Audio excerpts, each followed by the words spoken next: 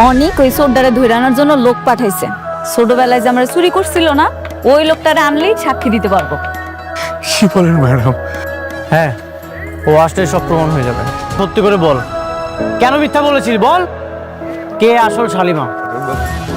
বল। বলতেছি বাবা, আমারে ওইখানকার রাতুল টাকা দিছিল 20,000, কইছিল একটা সাক্ষী দিতে। আমি ভাবলাম একটা সাক্ষী দিয়ে যখন এত টাকা কামান যায়, তাই লোভে বইরা করছে বাবা। ওই নকল শালিমার বাবাকে? ওই মাইয়া তো এফডিসিতে সাইড ক্যারেক্টারের কাম করে। রাতুল সাহেব অভিনয়ের লাগে একটা মাইয়া খুঁজতেছিল। এইরকম কাম করবো আমি আগে বুঝতে পারি নাই। মুরব্বী, আপনি এই কথাটা পুলিশের সামনে বলতে পারবেন যে রাতুল সাহেব আপনাকে মিথ্যা সাক্ষীর জন্য 20,000 টাকা দিচ্ছে? পারুন, অবশ্যই পারুন। ঠিক আছে অনেক সাহেব, আমি এক্ষুনি পুলিশকে ইনফর্ম করছি। আপনার সবাইকে নিয়ে অফিসে আছেন। তার বাবা মার কাছ থেকে আলাদা করতে আপনাকে একটু খারাপ লাগে না? আপনি বুঝতেছেন আপনি আমার বাবা মার ভালোবাসার থেকে আমারে বঞ্চিত করছেন? কেন করছেন এমন কথা? আরে আমি ভুল করে ফেলেছি। আমি লোভে পইরা চুরি করছিলাম। ওই সময় পুলিশের ধাওয়া খায়া আমি আপনাকে এই বস্তিতে ছেড়ে গেছিলাম। আমার মাফ করে দেন। আপনার একটা ছোট্ট ভুল আমার জীবনে কাল হয়ে দাঁড়াইছে। আমি কইছিলাম আর কই এসে পড়ছি। বাবা মার ভালোবাসাও ঠিক মতো পাইনি। বাবা মার ভালোবাসা পাইছি, কিন্তু আপন বাবা মার ভালোবাসাটা পাই। আমার বাবা মা আমার জন্য জানি কত কষ্ট পাইছে। আজকে যদি আমি হেড কাছে থাকতাম, আমার নিয়ে তারা কত গর্ব করত। আমার জীবনটা কত সুন্দর হতো, সবকিছু কত আলাদা হতো। আজকে আমার বাপ মারা গেছে, আমি তারে দেখতেও পারি। শুধুমাত্র আপনার জন্য, আপনার আল্লাহ শাস্তি দিব, আপনি মনে রাখবেন। আরে আমি তো রাস্তে পাইতেছি পথের পথে। সাম্রাজ্য দেখতে আসি, তোর খেলাটা এখানে শেষ করতে এসেছি, ফুল স্টপ করতে এসেছি। কি বলিস তুই একটা খেলোয়াড়ের কাছে আসছিস, খেলার মধ্যে ফুল স্টপ বসাইতে মজা করিস? হ্যাঁ, একটা টুইস্ট দেখবি? আচ্ছা, তুই কি টুইস্ট আছে তোর কাছে একটু বল, আমি দেখি। তাহলে প্রথম চ্যাপ্টারটা ওপেন। লাইলি আক্তার চমকে গেল, সবকিছু প্রমাণ হয়ে গেছে। ওকে 20,000 টাকা দিয়েছিলি যেন মিথ্যা সাক্ষী দেয়। খুব চমৎকার অভিনয় করে। সব সত্যি তো বের হয়ে গেছে, এখন বাকিটা বের করবে পুলিশ। স্যার দেখেন, আপনি ওর কথা বিশ্বাস করেন। ও যা বলতেছে সব মিথ্যা কথা বলতেছে। ও হচ্ছে আসল শালিমা, আর মেঘলা হচ্ছে ফেক। সবকিছু প্রমাণ হয়ে গেছে, তোর এখন আর কিছুই বলতে হবে না। অফিসার, জি ওদেরকে নিয়ে যান। অফিসার, শালিমা বিল্ডার্সের সাথে প্রতারণার দায়ে আপনি ওদের বিরুদ্ধে কেস লিখুন, আর সেই কেসের বাদী হব আমি। চলুন। না, আমি যাবো না। দেখুন, ও হচ্ছে শালিমা বিল্ডার্সের অরিজিনাল মালিক, আর ও হচ্ছে ফেক মেঘলা। আপনারা প্রমাণ করবেন না? প্রমাণ ছাড়া কেমনে কি যে কেউ এসে বললো আর আপনার হিসাবে ধরে নিয়ে যাবেন? আপনার যা বলার আদালতে গিয়ে বলবেন। চলুন। না, আমি যাবো না, বলছি না। স্যার,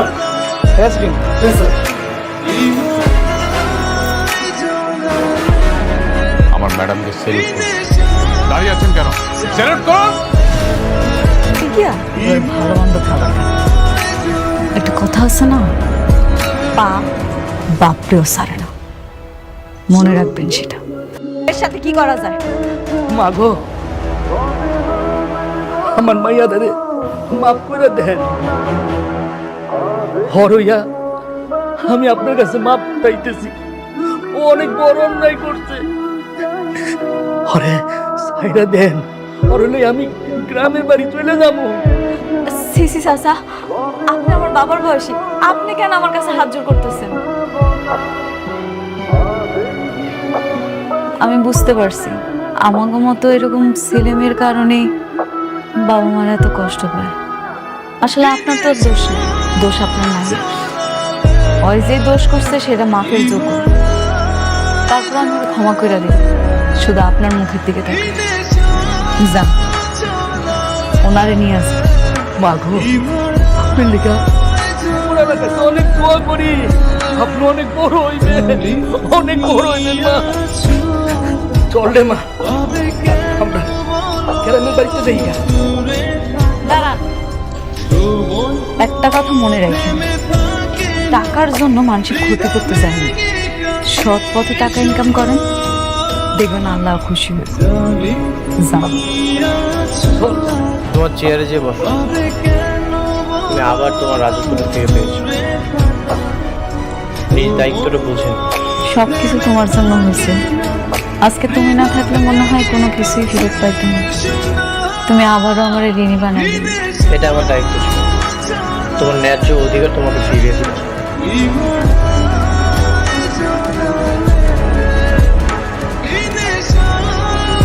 বুঝে নিয়েছি। হ্যাঁ বাবা। আমাদের প্রজেক্ট নিয়ে কোন কথা হয়েছে, মানে যেটা রাতুল শুরু করেছিল? না, প্রজেক্ট নিয়ে কোনো কথা বলিনি, তবে আস্তে আস্তে বলবো।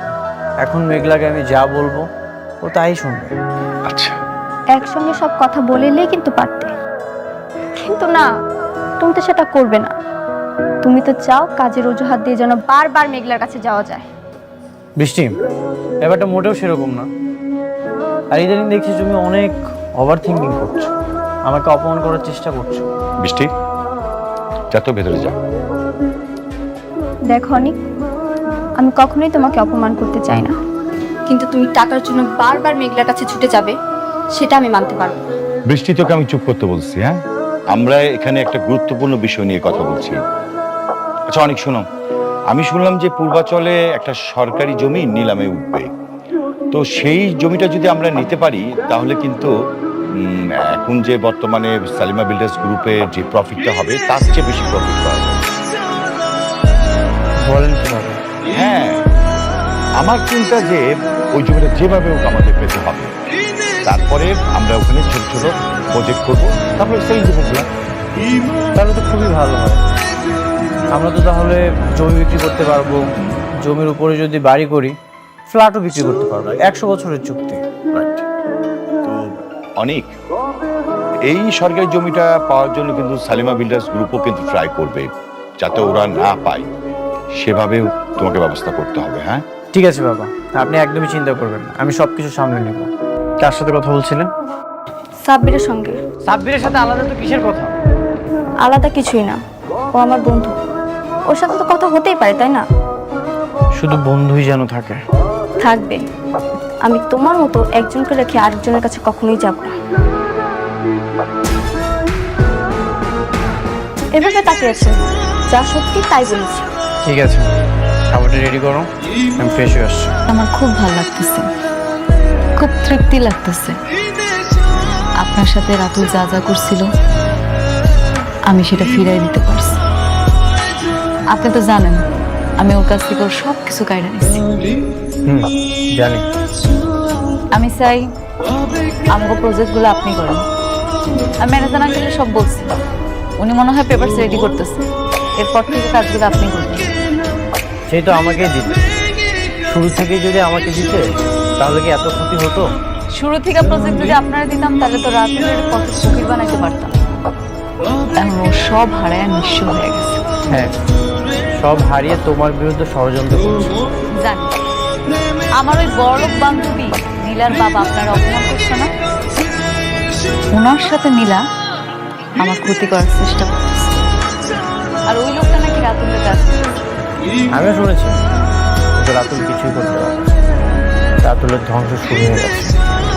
ও যে ডালেই যাবে সেই ডালই ভেঙে পড়বে।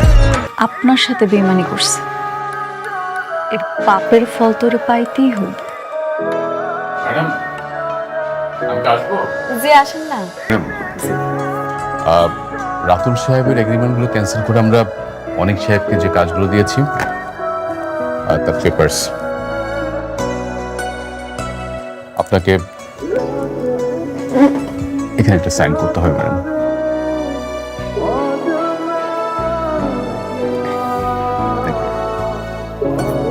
ম্যাডাম, আগামীকাল পূর্বাচলে 50 বিঘা খাস জমির উপরে একটা নিলাম ডাক হচ্ছে। আমরা সেই জমিটা 100 বছরের জন্য নেয়ার প্রস্তুতি নিচ্ছি। বাহ ম্যানেজার আঙ্কেল, আমার থেকে ভালো তো আপনি বুঝেন। আপনার যেটা ভালো মনে হবে আপনি সেটাই করবেন। Thank you madam. অনেক সাহেব, আপনার পেপারসগুলো। Thank you. ঠিক আছে, তাহলে আজ আমি আসি। সাবধানে যাইন। তুমি এখন থেকে সাবধানে থেকো। রাতুল তোমার ক্ষতি করার চেষ্টা করবে, সবসময় সিকিউর থাকবে। আসি। ম্যানেজার আঙ্কেল, আমরা এই যে লাস্ট যে প্রজেক্টটা, এটার ব্যাপারে তো আপনি আমাকে কিছু বললেন না, আমি বুঝলাম না এখানে কি বানাইতে চাইছিলেন। ম্যাডাম, ওই আমাদের এই প্রজেক্টটা হচ্ছিল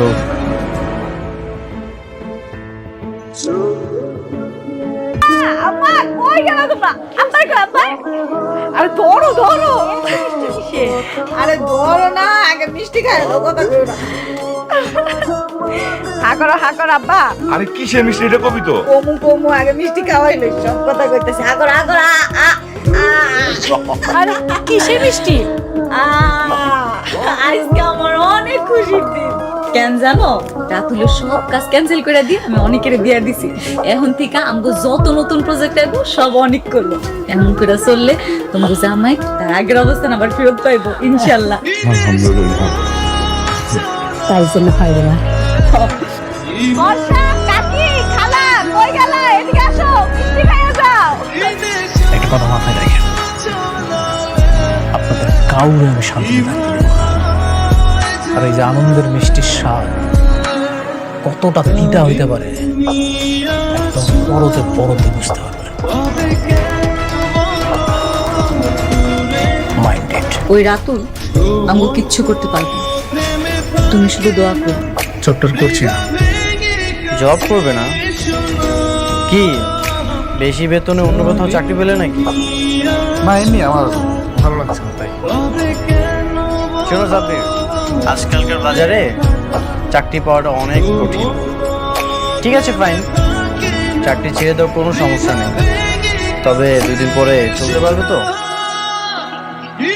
অনেক যদি কপালে তাই লেখা থাকে তাহলে তাই হবে, আর যদি কপাল ভালো থাকে তাহলে ভাগ্যের চাকা ঘুরে অকল্পনীয় কিছু হতে পারে, তাই না? অনেক তাই নাকি? 200 কোটি 230 কোটি। বাহ, রকেটের গতিতে ছুটছে নিলাম। 300 কোটি টাকা, 300 কোটি 1, 400 কোটি টাকা। আলতাফ সাহেব 400 কোটি টাকা নিলাম এখন 400 কোটি টাকাতে। 400 কোটি 1, 400 কোটি 2, 500 কোটি টাকা।